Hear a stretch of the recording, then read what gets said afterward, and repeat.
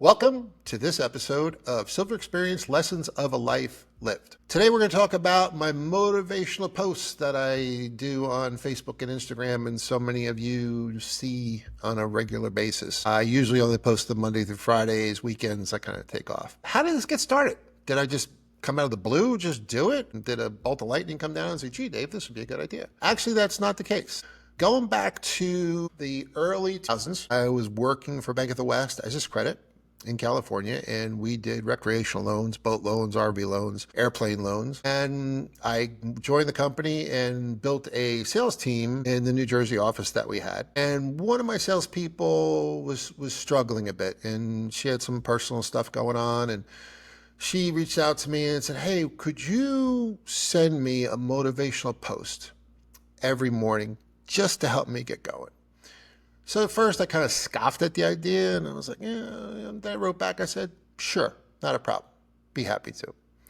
So then I had to go find all these motivational posts. So I go ahead and go on Google, and I'm Googling, and I'm copying pages and pages and pages and pages of all these motivational quotes, one sentence, two sentences, three sentences long.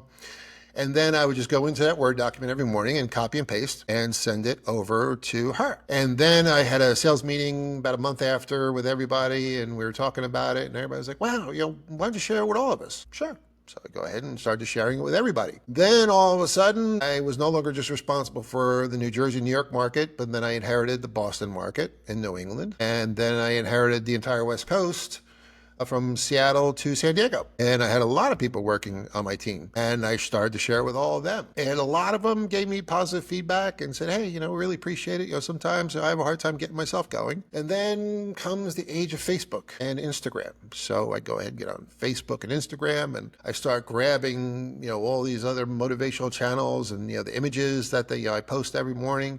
I'm just copying and pasting. I try to give credit wherever I copy it from. Usually they have something embedded, their channel, and I go ahead and start sharing it. And I was doing it for myself to get myself going every morning, but I never realized exactly how many people it touched until one day, a friend of a friend had friended me on Facebook, and I accepted a request because she was a friend with my late friend Reese, God bless her, and I just kept on posting away. And after, I guess, us being Facebook friends for 2 years, I never met her in person at that time. And I get a message on Facebook that says, Dear Dave, thank you so much for your daily posts. I have dealt with the worst cancer treatments in the last 2 years. And every single morning before my treatments, I would look for your post to help get me through my treatment and through the day. Wow. Talk about a mind blow. Talk about speechless. Talk about,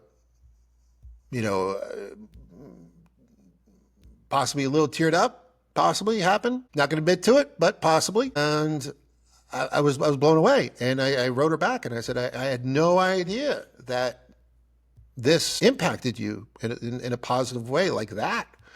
So you never know who you're going to touch or inspire through the internet. And the internet is good and bad. And there's a lot of great things about it, and there's a lot of bad. This, I discovered, was one of the great things. And she touched my life, and I finally got to meet her in person when she was traveling on business up in Washington, D.C. I was living in Annapolis, and went out, and we had lunch, and I gave her a big old hug, and it was absolutely amazing. And today, she is alive and well. She married a great guy, has a wonderful blended family, and is living up in the Chicago area, way too close to the North Pole for me. My daughter lives in Milwaukee after all, but still way too cold. But she's amazing, and she's an inspiration for me. Just hearing that story and hearing how that touched her. And I've received several more messages since then of people that are dealing with loss, people that are dealing with family issues, work issues, life issues, health issues. And I am absolutely thankful that I became to realize how these posts touch people. And I look forward to it every morning to go ahead and post. And I've got a library of them on my phone. And right now I have so much content on my phone that it is currently the end of May. 2025, I am posting content that I saved from May of last year. So actually, I've got another 12 months worth of content, and I look for content every single day and I save it. Let's talk about some motivational speakers and some really amazing, amazing people. One of my favorites is Les Brown. Les Brown, Google Les Brown. He is absolutely amazing. He is a politician from Ohio that became a motivational speaker. And at the age of elementary school, he was told, his words, I'm going to read this so I don't screw it up. He was labeled educable, mentally retarded. Yes, he was labeled that. And he had to study harder than anyone else. And now he is a world famous motivational speaker that is nothing short of amazing. I would strongly encourage you to listen to him. He's almost comes off a little bit of reverend preacher type in his way of his delivery. Absolutely awesome. Absolutely awesome. David Goggins. I would share some David Goggins clips, but every other 3 words or 4 words is the F-bomb. So I can't. I'm keeping this G-rated. So he is an amazing individual. I read his book and his life story, growing up in Buffalo with a horrible father who was a drug dealer, pimp, had a bowling alley and dealt drugs and prostitution out of there. And his mom grabbed him and ran away to Indiana to be with family and friends. And, grew up not an easy life. And, then he, was, I think he was over 300 pounds. And one day he decided to go to the military recruiter and wanted to join the military. And the recruiters laughed at him because of his weight and said something to the effect of, son, when you lose X amount of pounds and you can run a mile or 2, come back and see me. And he did. And he went on to the Navy, never swam in his life, became a Navy SEAL, and today is a famous motivational speaker and runs 100 miles in 5 days. I mean, he's a beast. He's an absolute beast, but his message is so powerful and so strong. And when you know his background and what he overcame, it's absolutely amazing. Another one is Steve Harvey, the TV guy, TV host and comedian. His story is equally amazing. I would highly recommend that you Google Steve Harvey, how he got started in comedy. And another story that can make you tear up, and it's just so amazing, but his determination. And he was flat broke and got a message from the Apollo in the Bronx that they were doing a comedy night and they wanted him to be a comedian, but he was broke. He couldn't afford it. And he did a couple of comedy gigs locally in Florida and the South, made a couple bucks, and was able to afford a plane ticket to New York City. And again, amazing, amazing story, and a lot of gratitude. Shares a lot of gratitude, which all of these motivational speakers do.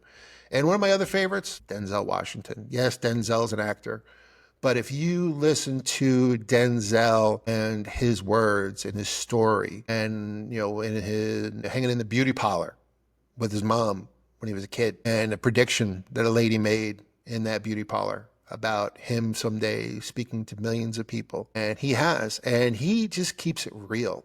Besides, he's an amazing actor, one of my favorites, but he just keeps it real. And he delivers an inspiring message of overcoming adversity, being labeled as not being able to succeed, and being one of the most incredible actors of our time. God bless him.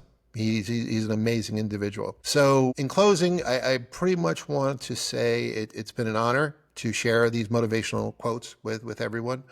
It's been a blessing to know that they touch some people in such an amazing way. That's really special, and I truly appreciate that, and that keeps me going. That keeps me going. And you never know who you're going to impact. So something just to think about, your actions, your talk, your words. Remember, we always get, pissed off, and all of a sudden you're ready to say something like, "Arr." You can't grab the words back. I have learned that when I am frustrated or angry or pissed, best is to walk away, come back 10 minutes later, and address what's going on. So I hope you found it helpful. I hope you found it interesting. Random acts of kindness, wonderful thing.